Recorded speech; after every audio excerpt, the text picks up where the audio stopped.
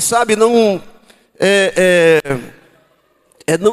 seria assim o ideal para você merecer o amor de Deus. Na verdade, nós não fizemos nada para merecer esse amor. Amém, queridos? Então, aí você começa a entender o amor de Deus por você. Porque Ele te amou quando você ainda era pecador. Nada pode mudar o amor de Deus por mim e por você. Vocês estão comigo? Amém, queridos? Mas pastor, você sempre está falando isso, repetindo a mesma coisa. Porque isso aqui, irmãos, nós falamos, é segurança. Sabe, tem coisas que você lembra, talvez na sua fase de criança, que você está ainda encasquetado na sua cabeça, coisa que sua mãe falava. Tem coisa que sua mãe falava? Né? Você fala com as crianças, seus filhos, quando começa a ir para a escola sozinho. Eu lembro dos meus e das meninas principalmente. A gente dizia, olha, cuidado. A Rose sempre falava, a gente sempre morou nessa rua aqui. E tinha essa viela e uma rua que era perigosa. Naquele tempo era de terra ainda. Mas a Rose fala, cuidado ali. Às vezes ela ia até ali para atravessar as meninas, né? Porque era segurança para elas. Então tem coisas, nós estamos sempre falando, porque isso irmãos, de fundamental importância para você. Isso tem uma coisa que você precisa entender. É isso, que você é amado. E tem uma coisa, e essa coisa o diabo sempre vai querer tirar de você. Ele sempre vai querer roubar do seu coração. Quando algo não dá certo, quando acontece uma situação que tira a estabilidade, o diabo sempre vai dizer, será que você é amado mesmo? Sabe, deixa eu falar para você, ele falou para Jesus isso. Ele falou para o Senhor Jesus a mesma coisa. Você é filho de Deus mesmo? Agora deixa eu falar, por que ele falou aquilo?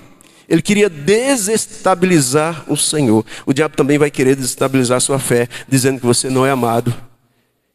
E ele vai te mostrar argumentos, dizendo assim, se você fosse amado, você acha que estaria acontecendo essas coisas com você? Os irmãos estão entendendo? Amém, irmãos? Então, quem tem medo de Deus não pode desfrutar da presença de Deus.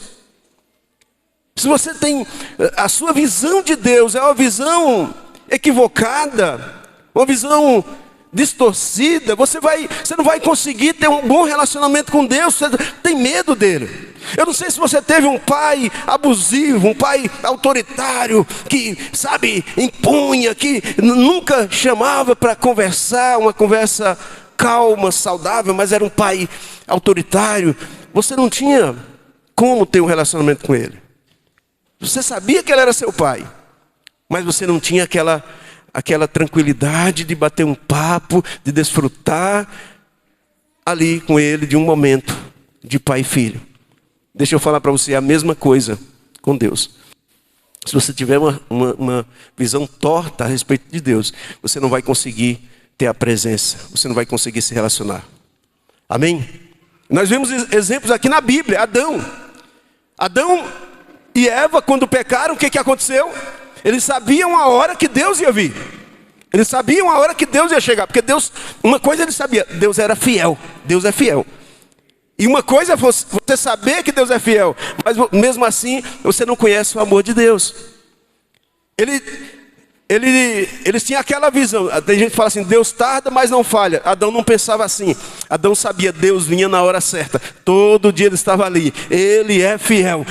Talvez tenha muitos crentes ainda falando assim. Sabe da fidelidade de Deus, do poder de Deus, mas não conhecem o amor de Deus. Porque quando eles pecam, o que a Bíblia diz? Quando eles pecam, eles se escondem. E quando Deus chega ali e chama, eles estão escondidos. E ele diz depois, Senhor, eu ouvi tua voz, mas me escondi. Eles conheciam o poder, conheciam a fidelidade, mas não conheciam a bondade, não conheciam o favor, não conheciam o amor de Deus. Então o primeiro exemplo é Adão. Segundo exemplo, o povo de Israel. O povo de Israel, irmãos, nós falamos sempre, porque é um povo que viu coisas assim extraordinárias. Parece coisa só de filme. Eles viram o mar se abrindo. Eles viram milagres, eles viram comida sendo derramada do céu sobre eles. Eles viram isso, ninguém contou, eles presenciaram, eles comeram o pão que desceu do céu. Mas quando Deus se manifesta ali, E o monte está fumegando. Eles conheceram o poder de Deus, mas eles não sabiam do coração de Deus. E eles dizem assim: Moisés, vai lá, fala você com Deus. Nós não queremos, nós estamos apavorados, nós estamos com muito medo. Sabe, irmãos, geralmente, quando você tem uma dificuldade de se relacionar com Deus, a sua crença acerca de Deus está distorcida. Eu falei para os irmãos que atrás de todo comportamento tem uma crença errada. Quando você se comporta errado em algum momento, tem uma crença errada na sua vida. Se você se comporta errado no seu casamento, tem uma crença errada dentro da sua cabeça sobre o seu casamento. Os irmãos estão comigo? Então o segundo exemplo foi Adão e o segundo foi Jacó. Os irmãos conhecem a história. Jacó, ele está fugindo e ele tem uma revelação poderosa acerca de Deus. Deus mostra para ele uma escada que sai da terra e vai para o céu. E você sabe que é essa escada? Quem é essa escada? Jesus. Ele vê uma revelação de Jesus. Jesus é o único caminho que vai até o céu. Ele vê Jesus, aquela escada é Jesus. E quando ele acorda, ele fala assim, ele fala: terrível é esse lugar. Ele não entende a revelação. Ele entendeu errado. Ele não compreendeu o amor de Deus. Ele não compreendeu que Deus estava mostrando um caminho. Ele simplesmente acha aquilo terrível, aquilo assustador. Amém, irmãos? Então esse foi o primeiro ponto. Esse foi o primeiro ponto que nós falamos segunda-feira, né? Conhecer e desfrutar do amor de Deus. Não foi isso?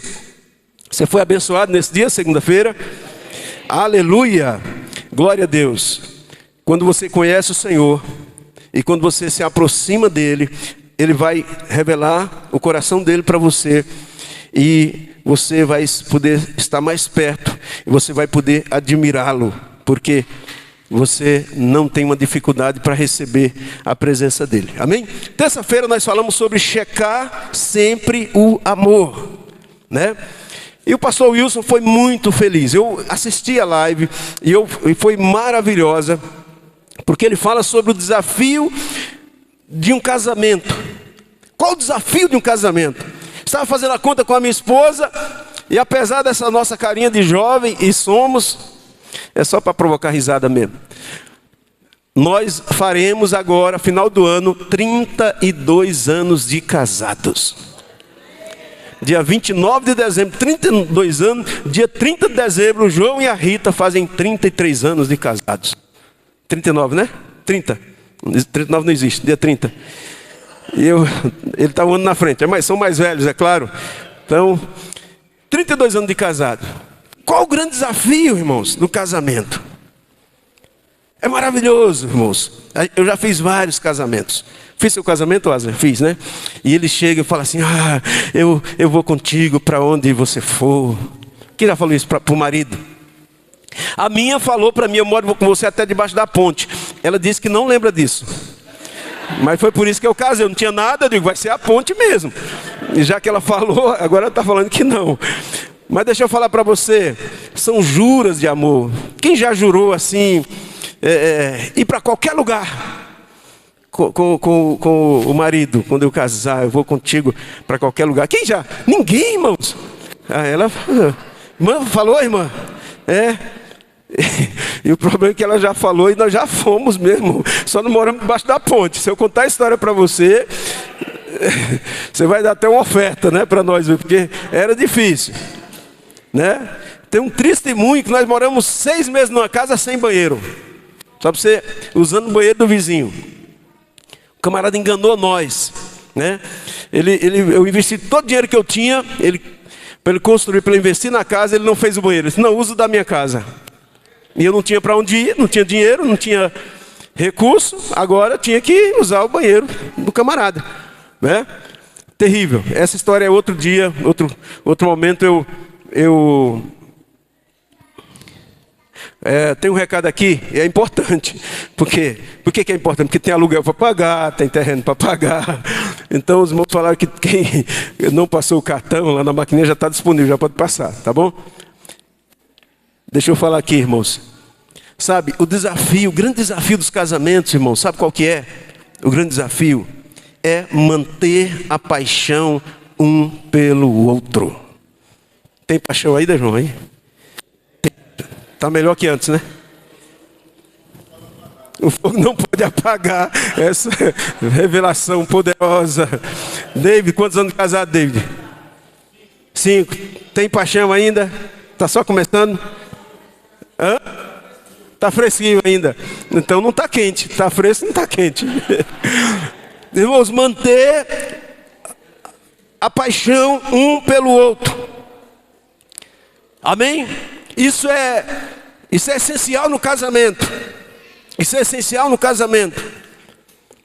Eu sei que quando você é jovem, que você casa igual João Vitor e Vitória, né? A pelinha de bebê, tudo arrumadinho, tudo bonitinho, né? Tudo jovenzinho, e sabe? Mas eu digo uma coisa para você: o desafio é com o passar dos anos. O desafio é o tempo. Por quê? Porque, irmãos, as coisas, a aparência muda, sabe? As circunstâncias mudam, tudo isso muda. Mas é necessário manter o fogo aceso. Por quê? Porque senão acaba.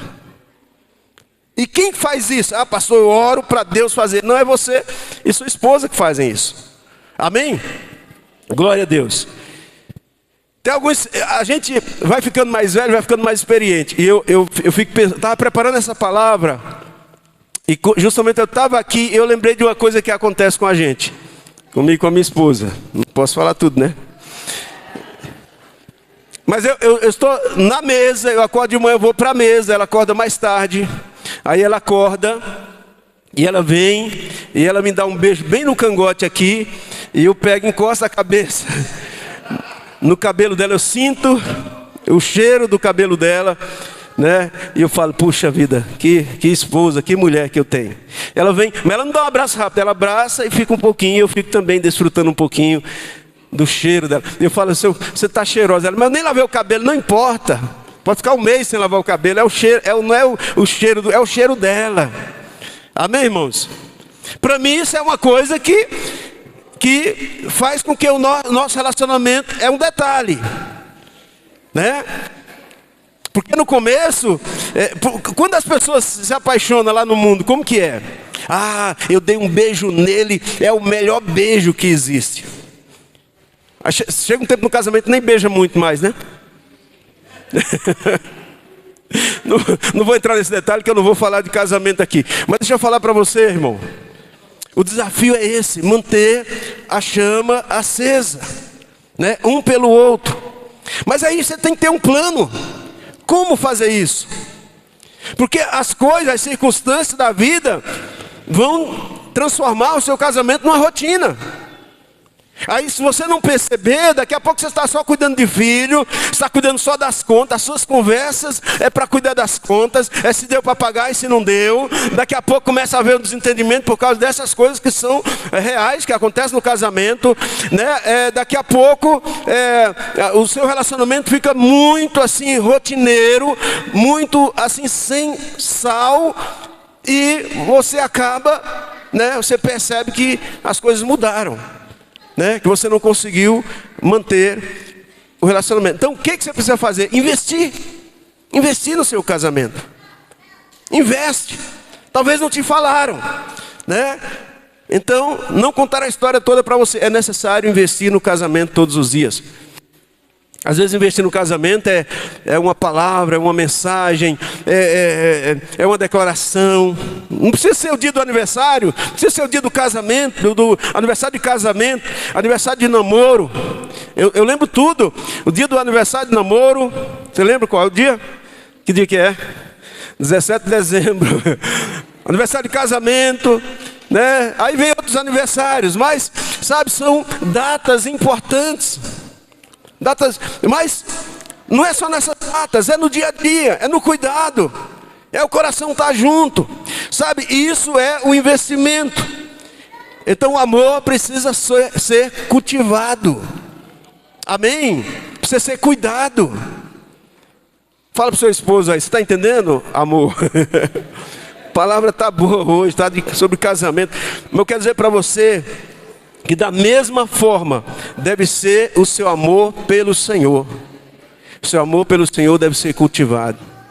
Você sabe, quarta-feira eu falei para os irmãos aqui, eu ministrei para os irmãos aqui, eu falei para os irmãos que essa semana o Senhor renovou o meu amor com Ele, com o Senhor.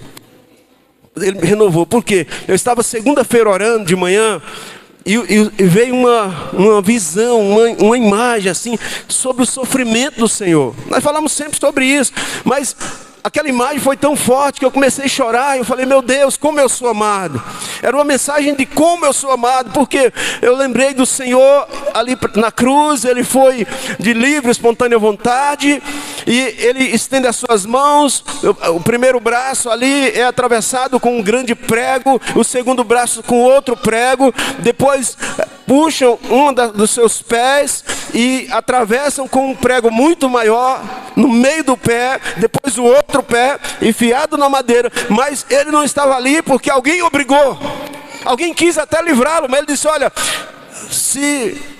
eu estou aqui. Pedro mesmo falou, Senhor, o Senhor não vai fazer isso. Ele falou, olha Pedro, para trás de mim. Ele nem falou, olha Pedro, na verdade era o próprio diabo. Para trás de mim, Satanás.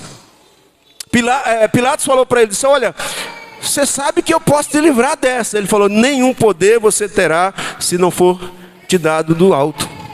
Os irmãos estão comigo? Ele estava ali porque ele quis, porque ele me amou. Eu fiquei lembrando de quanto eu fui amado. Geralmente você generaliza, você diz, olha, ele nos amou primeiro, nós fomos amados. Não, quando você olhar para Jesus, você tem que sentir o que ele fez por você, que você foi amado, que ele amou você. Os irmãos estão comigo? Aleluia.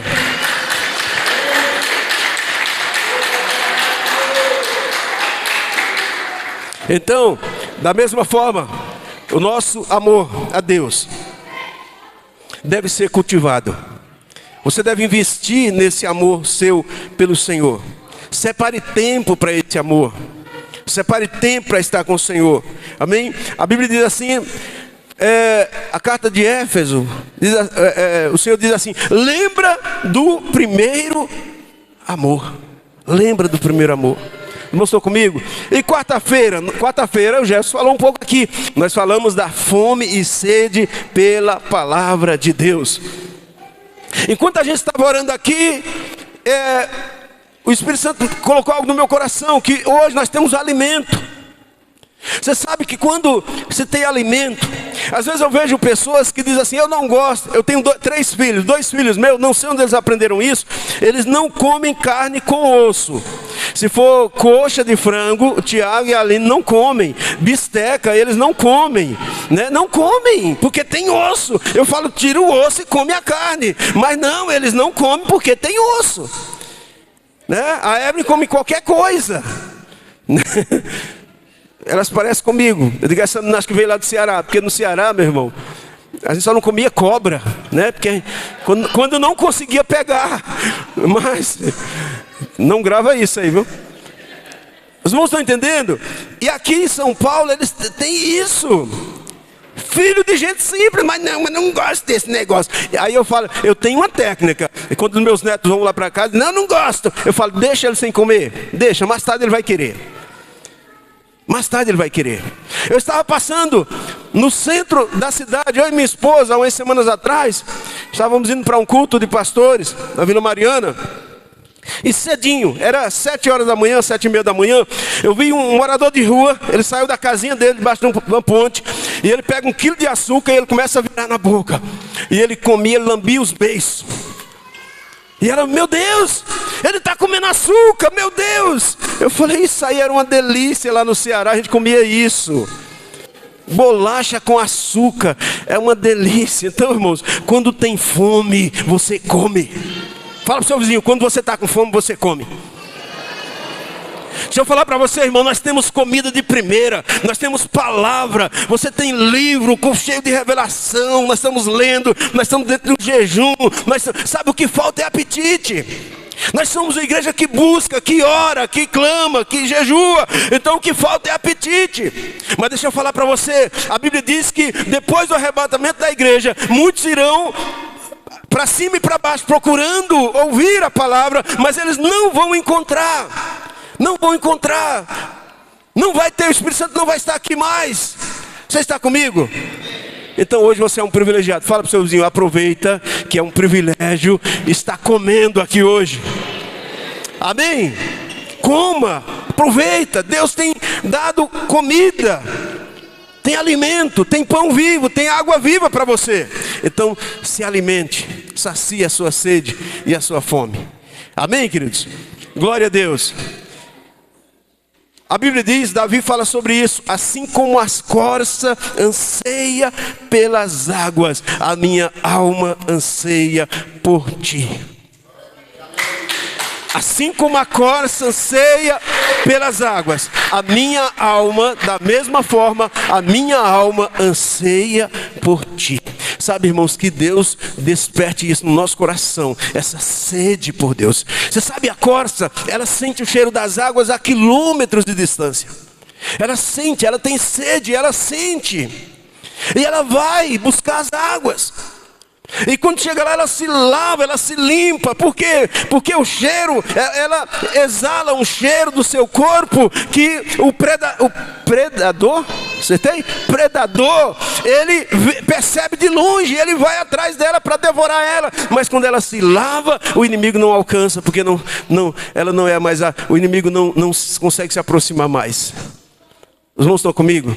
Deixa eu falar para você, as águas, a palavra, o ambiente, a célula, a igreja, vai te limpar. Vai tirar toda a catinga, todo fedor. E o inimigo não vai tocar, não vai alcançar você, porque você está limpo. Jesus diz, vocês estão limpos pela palavra que vocês ouviram. Amém, irmãos?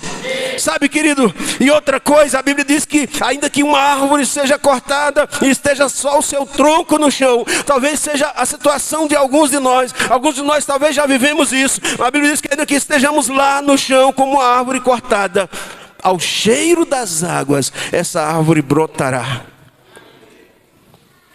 Ao cheiro das águas, essa árvore brotará. Deixa eu falar para você.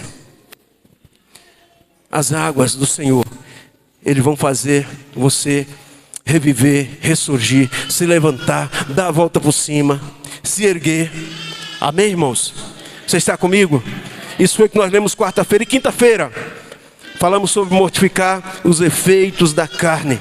A carne luta contra o espírito e o espírito contra a carne. Não dá para misturar a carne com o espírito. Você não vai conseguir viver uma vida na carne e no espírito ao mesmo tempo. Não, tem que ter uma definição. A luz não se mistura com as trevas. E aquele que anda segundo a carne, a presença de Deus não pode se manifestar. Você não desfruta da presença de Deus, aqueles que andam segundo a carne. E o que é a carne, pastor?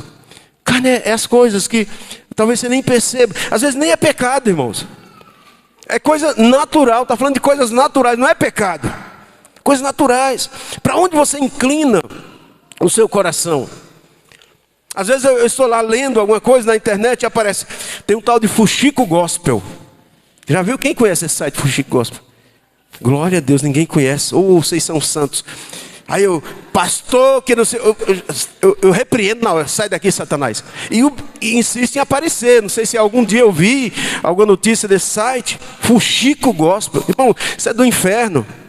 Ah, o que está acontecendo com fulano, com cicrano? Problema dele. Eu já tenho problemas, eu já estou orando pelos meus problemas.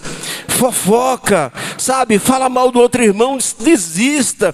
Porque quando você fala mal de alguém, você está achando que você é melhor que ele. E você não é melhor que o irmão.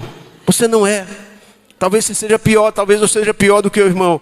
Então, queridos, fofoca, falta de perdão, intriga, disse-me disse, que o fulano fez um negócio, falou uma coisa lá que eu não gostei muito, eu fiquei com o coração meio fechado. Se converta, peça perdão, libere perdão, isso é carne. Aquelas pessoas que vivem na carne, elas não agradam a Deus. São filhos de Deus, mas não agradam a Deus. As suas atitudes não agradam a Deus. Amém? Passividade.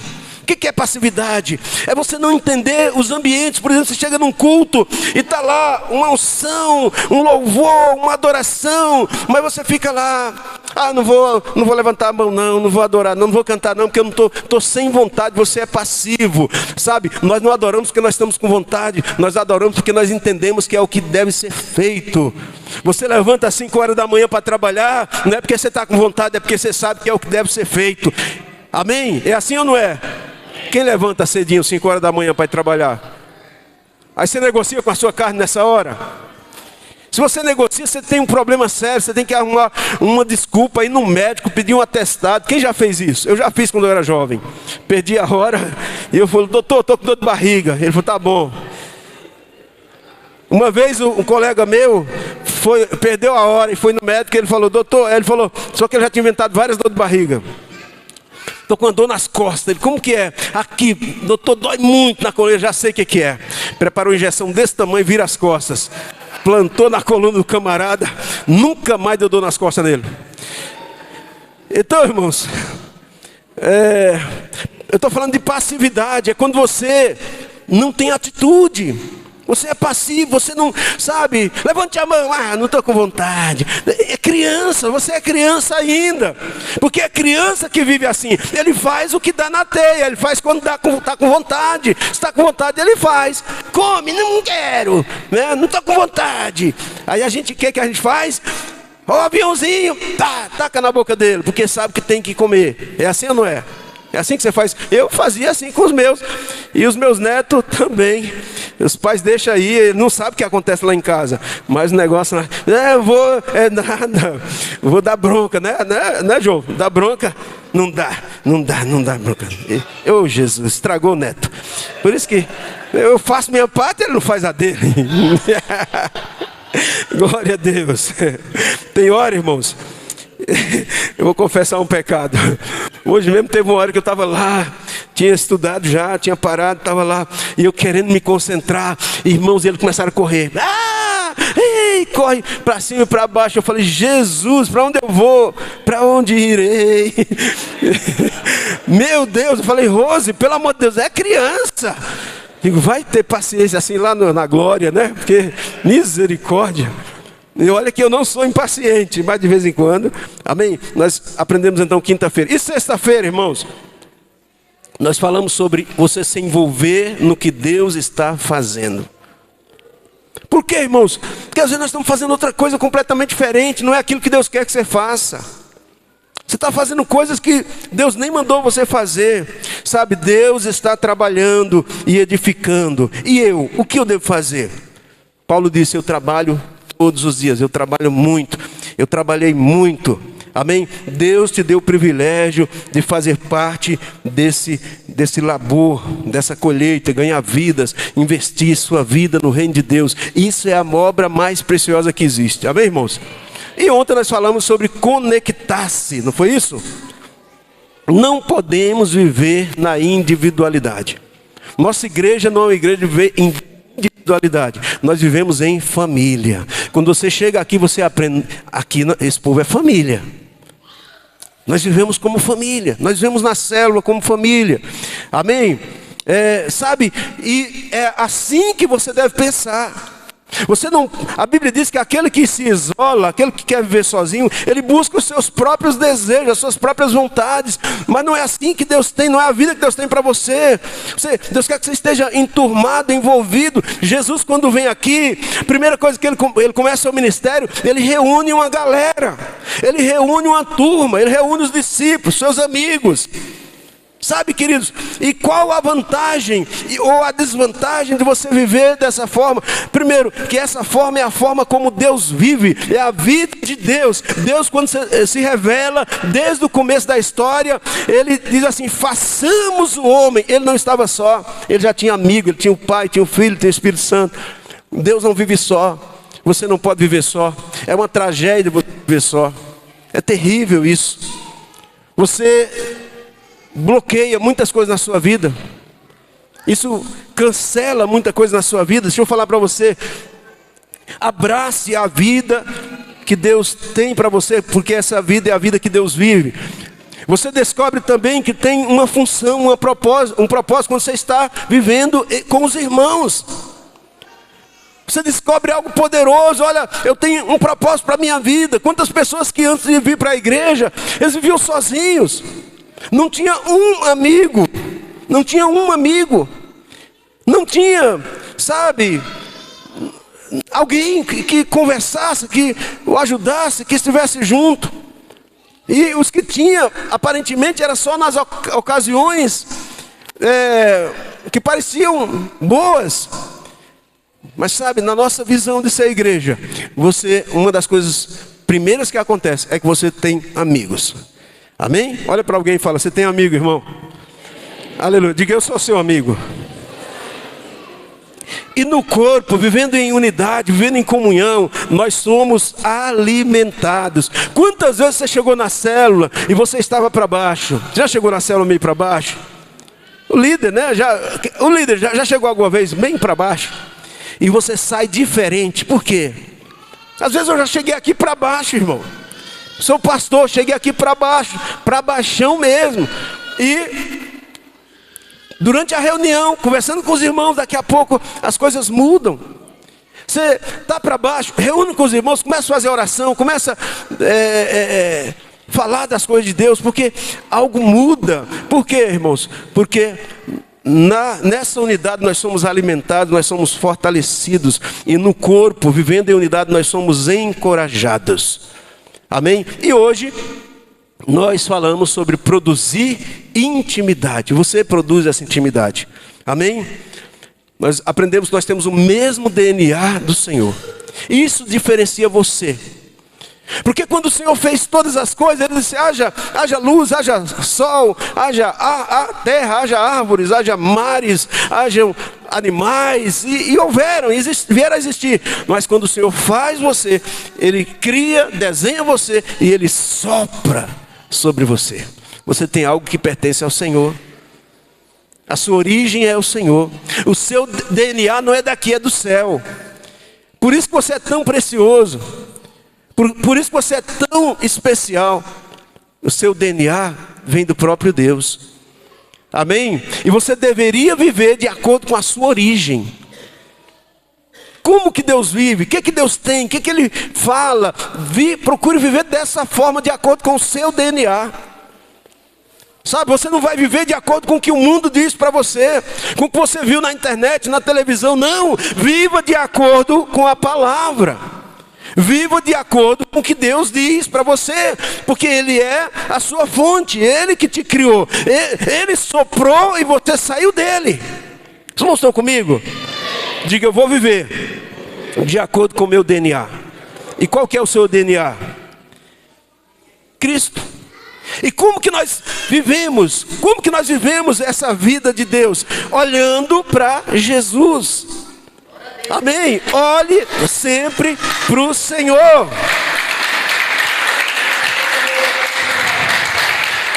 A Bíblia diz que nós somos transformados quando nós olhamos para Ele, contemplando a Cristo.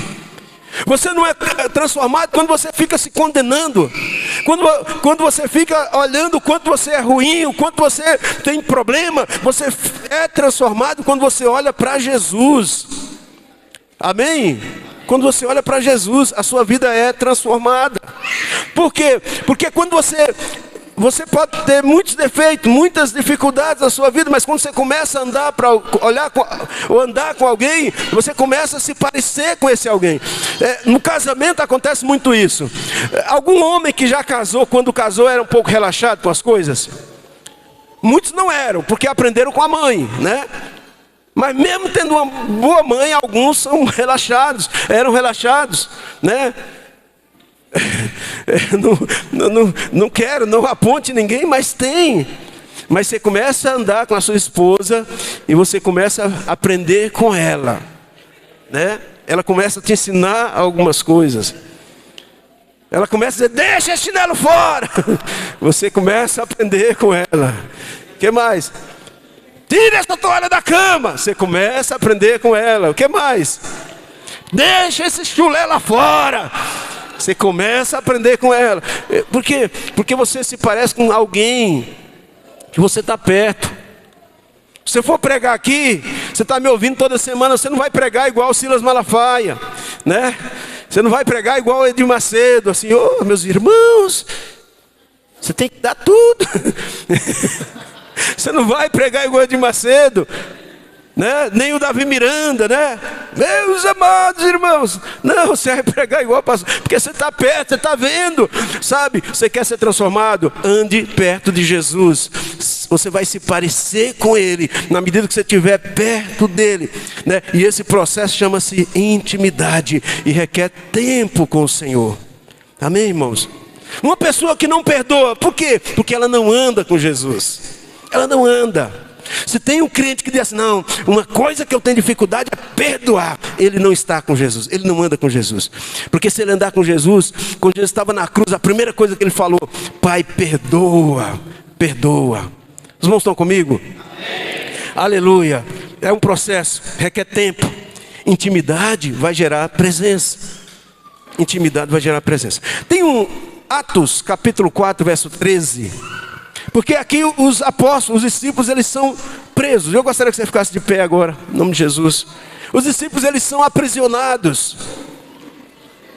Os irmãos da diaconia podem preparar já a ceia. Eles são aprisionados. Eles são presos. Presta atenção. E eles estão ali presos. Eles estavam pregando o Evangelho, Jesus tinha ressuscitado, eles tinham sido cheios do Espírito Santo. E aquelas pessoas que o prenderam, disseram, vendo a coragem de Pedro e de João, pode apagar. Vendo a coragem de Pedro e de João, e percebendo que eram homens comuns e sem instrução, ficaram admirados e reconheceram que eles haviam estado com Jesus. Por que eles reconheceram isso? Por quê? Eles reconheceram isso, irmão, sabe por quê? Porque o jeito de falar, o jeito de se direcionar, o jeito de viver, o jeito de se expressar, se parecia com Jesus. Deixa eu falar para você. Qual que é o principal alvo de Deus para a sua vida? Você sabe? Ah, pastor, é que eu case. Não, Deus quer que você case também. Ah, pastor, então o que seria? Ah, que eu compre um carro, né, pastor? Porque carro, eu acho que é isso. Deus me chamou para me dar um carro. Irmão, se você acha que Deus te chamou só para te dar um carro, você não entendeu ainda. Ah, pastor, entendi. Não é casar só, é casar e ter filhos. Deus vai te dar isso também. Isso é muito bom. Mas o maior alvo de Deus, o alvo principal de Deus, é que você seja parecido com Jesus. Amém, irmãos? Você pode estar na igreja, você pode ter conseguido um carro até zero. Você pode ter conseguido uma casa, um sobrado muito lindo. Você pode estar ganhando muito bem no seu emprego. Isso é muito bom, isso é bênção, isso é a bondade de Deus. Mas o bem maior, o alvo de Deus, é que a cada dia você se pareça mais com Jesus. A cada dia, as suas atitudes se pareçam mais com a de Jesus. Você está na mesa do oleiro, você está sendo transformado. O pastor Roberto falou aqui, né? Que se você pudesse, você deveria escrever uma camiseta, né? Como é que é? Perdoa, estou em obras, né? Perdoe o transtorno. Por quê? Porque está acontecendo na nossa vida, nós estamos sendo transformados. E isso é maravilhoso, sabe por quê, irmãos? Porque você não exige perfeição do irmão. Fala para o seu irmão, nem vou exigir que você seja perfeito, irmão.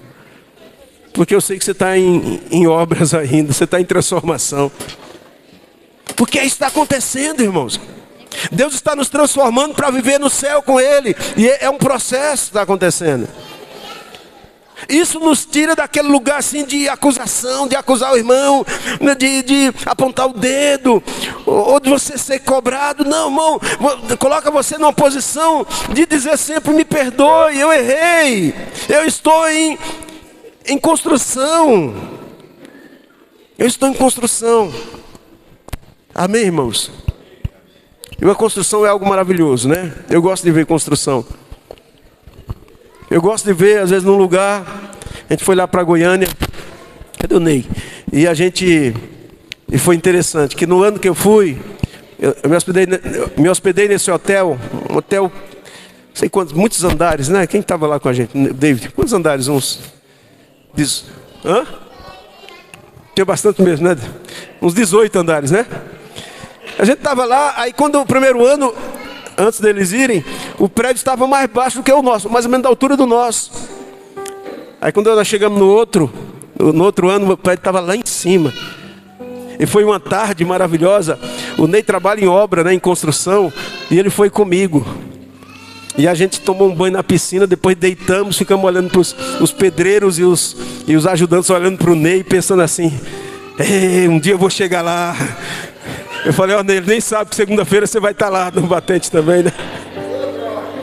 Glória a Deus. Mas obra é um negócio maravilhoso. Eu gosto. Eu não gosto de obra parada, viu, irmãos? Obra parada é um desastre, né? Você sabe que o Brasil tinha muita obra parada, né? Aí veio aí um camarada que fez um monte de obras. Sabe, você não é uma obra parada. Amém? Você é uma obra. Deus está trabalhando na sua vida, irmão. Nesse jejum, Deus trabalhou na sua vida. Deus está trazendo coisas novas para o seu coração. Feche seus olhos. Deus está fazendo uma obra na nossa vida. E deixa eu falar para você. Paulo diz assim: eu estou absolutamente convicto. Eu estou certo de que aquele que começou a boa obra em sua vida, Ele vai concluir. Deus vai fazer, Deus vai concluir. Você é uma obra da mão do Senhor. Você é uma casa que está sendo construída e edificada para a glória do Senhor. Você é uma bênção nas mãos do Senhor. Você é um vaso na mão do oleiro. Você é um vaso na mão do oleiro. Olha, irmão, não pense que você está fora das mãos do Senhor. Não! As mãos do Senhor estão sobre você. Ele está trabalhando dia após dia na sua vida. Ele está trabalhando na sua vida, irmão. Ele está tocando você. Ele está edificando. Ele está transformando a sua vida. Com muita alegria no coração, eu gostaria que você orasse agora, agradecendo ao Senhor por 21 dias de jejum. Pai, obrigado, Senhor. Obrigado por esse tempo, foi maravilhoso. Obrigado por quanto nós recebemos, quanto nós aprendemos do Senhor, quanto nós recebemos do Senhor, Pai. Oh, Senhor, obrigado, Pai. Obrigado, Senhor, por cada revelação, por cada coisa que aprendemos sobre a Tua presença, sobre o que a Tua presença faz, e sobre essa última semana da qual nós falamos nessa noite, que foi realmente transformador, Senhor. Nós percebemos que nós somos uma obra em andamento, e que as Tuas mãos estão sobre nós, sobre a nossa vida. Aleluia. Estenda as suas mãos sobre o pão e sobre o vinho agora, irmãos. Pai, em nome de Jesus, nós abençoamos agora o pão e o vinho. E declaramos que esse pão, a partir de agora, ele significa e simboliza o Teu corpo. E esse vinho simboliza o Teu sangue que foi derramado por nós. E nós fazemos isso em memória, lembrando do que o Senhor fez, lembrando do preço que foi pago por nós. E isso nos comprou, e isso nos perdoou, e isso que foi feito nos trouxe para Ti. Obrigado, Senhor. Amém. Os irmãos podem distribuir em nome de Jesus.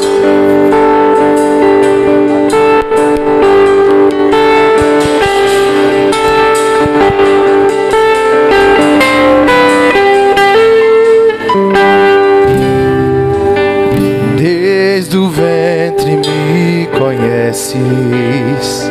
Aleluia. E fizeste para Ti. Por moedas de prata Te vendi. E mesmo assim se entregou por mim. Redentor, Teu amor me libertou de mim. E agora vivo enfim. Redentor, Teu amor me libertou de mim. E agora vivo enfim. Oh, oh, oh.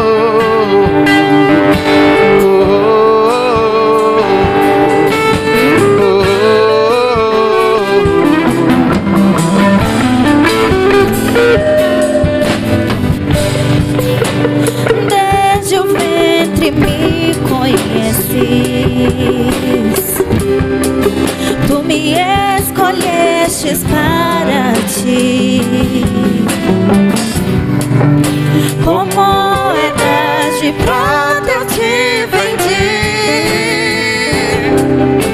E mesmo assim assim se entregou por mim.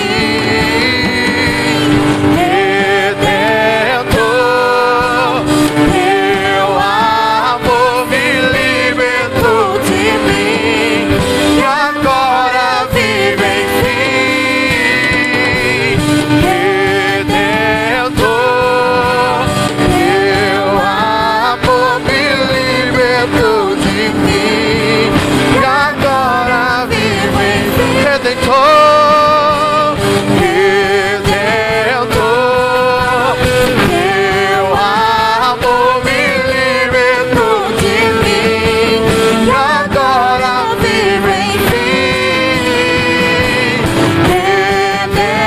Redentor, teu amor me libertou de mim e agora vive em fim.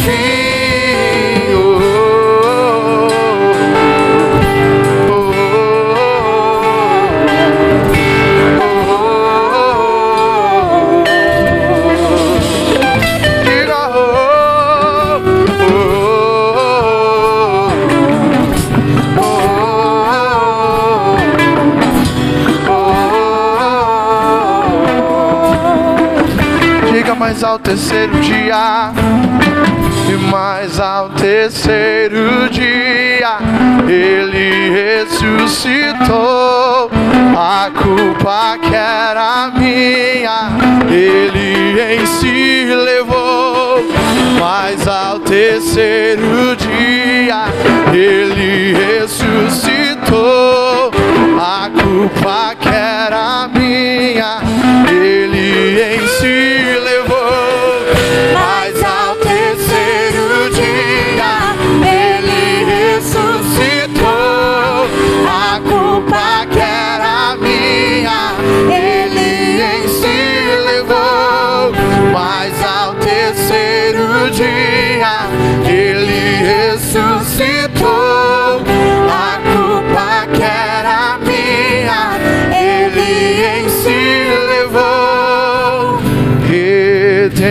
Redentor, teu amor me libertou de mim e agora vive em fim.